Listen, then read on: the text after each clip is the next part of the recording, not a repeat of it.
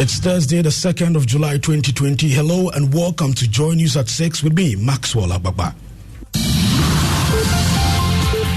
393 new COVID-19 cases in Ghana, 18,134 in total, 5 new deaths, bringing the death toll to 117 and 13,550 recoveries. COVID is dangerous. We'll be burying 5 at a go. We're going to bury more. We only want to alert the public. The COVID is real, and therefore protect yourself.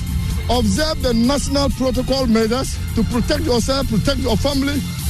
The news is live on Joy 99.7 and Hits 103.9 FM in Accra, Love 99.5 FM in Kumasi, affiliates across Ghana's 16 regions including Golu 91.7 FM Upper West, Bando FM in the Volta region, Beshara Radio in the northern, and Sky FM in Bono region. Around the world is at myjoyonline.com. This morning, we are live from digital address GA0993341. Coming up.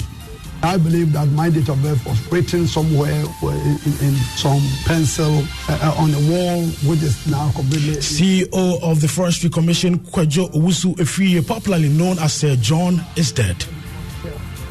Owusu-Afriyie, how do you feel? We'll take your temperature levels before... I'm humbled by this baptism of fire.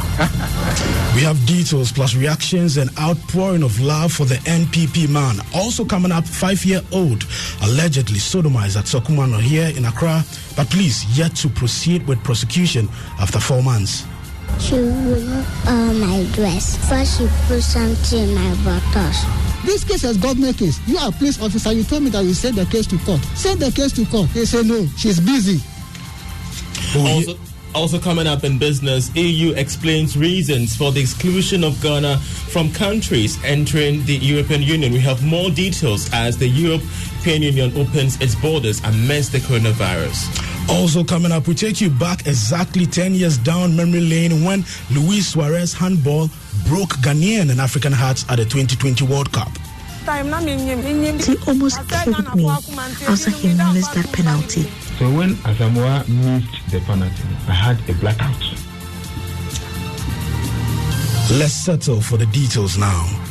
I believe that my date of birth was written somewhere in some pencil on the wall, which is now completely, eroded. And so we've tried to find out how old we are. It's very difficult to tell. Kwadwo Owusu-Afriyie, how do you feel? We'll take your temperature levels before... I'm humbled by this baptism of fire. The unmistakable voice of the man affectionately called Sir John, the CEO of the Forestry Commission, Kwadwo Owusu-Afriyie, is dead. He's reported to have died in Accra Wednesday, July 1, 2020, at the intensive care unit of the Kolibu Teaching Hospital after a short illness.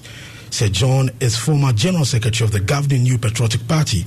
According to reports, he succumbed to complications of COVID-19 while undergoing treatment. National Chairman of the NPP, Freddie Blaze, spoke to Joy News moments after the news broke last night. I am still in a shock. It's a big loss, I must say. Sure. Well, that is the NPP chairman, Freddie Blaze. Joy News understands NPP campaign manager for the 2020 elections, Peter McMenu, and Deputy Trade Minister Carlos Ahinkra are also in the intensive care unit. From one heartbreaking story to another, it's been 5 months since 5-year-old Christina came home with blood flowing down her legs after running an errand to buy ice cubes for her grandfather. She told a gruesome tale of how she had been taken into an empty room, stripped naked, and sodomized by a 16-year-old resident of their small community in Sakumono. Little Christina's grandfather, Geshen Mensah, recounts what happened. She was crying. So I asked the madam, so what happened to the small girl? Before she said, she interrogated her, she said, the boy whom she went to buy the block from, lay her down and remove her panty and her sandals, then wrap a pomade on her manhood, and then insert it into her anus. So I took the girl over there. I confronted the boy. First, the boy wanted to deny, but later he admitted the fact that he did it, but he's sorry. I examined her anus. There was a blood. Mr. Benza tells Joy SMS host Kojo Yangsen he reported the matter to the police the very next day, but nothing has been done about the case. Instead, he says the police investigator asked him to settle the matter with the perpetrator's family. The CID told me that he asked me, say, what do I want for the case to do? I said, no, you are officer. I'll send my case to you. Send the case to court. This case is not a civil case. Send the case to court. Then she told me that she will send the case to court on one Thursday. So later, then she called me back again and said, the accused have been worrying her. The accused have been worrying her. So we should settle the case at home. Who said this? The CID, the police. We should settle the case at home. Send the case to court. They say, no, she's busy. Little Christina's grandfather, Geshen Mensah, recounted what happened to Kojo Yangsen. Now, the little girl herself had managed to tell Kojo Yangsen what happened to her on that fateful day. She removed my dress before she put something in my bottles. Something in your bottles? Then she said that if I go to the house, let me go and tell my father and my mother I fall down. The little girl narrating her ordeal there, the Accra Regional DOFSU Coordinator, Superintendent Alice Awarikaro, admits the investigator has not done a good job with the case so far. Especially the complainant, you are the one, we are on your side. We should be updating you on whatever is going on. So for me, hearing now from you people that there was nothing like that, I think I have to find out. It's not done. Because if you don't communicate with the complainant, how can you get evidence? Accra Regional DOFSU Coordinator Superintendent Alice Awarikaro. To another sad story, this time in the Ashanti region, police in Kumasi is on a manhunt for 4 armed men on motorbikes who robbed and killed a caretaker of the Bantama Seventh-day Adventist Church in broad daylight yesterday. Mark Amofa was returning from the bank in the afternoon when the assailants on 2 unregistered motorbikes launched the attack. They snatched 4,300 Ghana cedis cash at the church entrance before shooting him. Ohim Interior of our security desk has more in the following report. Not even the presence of students of nearby Adventist Senior High School and a security man on campus could scare the robbers. Shout for help by the father of 3 is believed to have angered the robbers, who shot him at close range.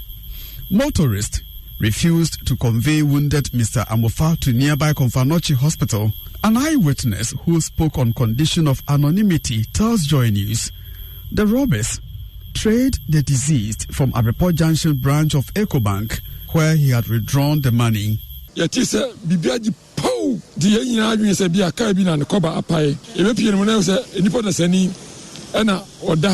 Officers from Swami Divisional Command have visited the scene twice as part of investigations. Joy News sources say statements will be taken from key eyewitnesses while search begins in earnest for the culprits. From Kumasi, Ohimi Interior reporting.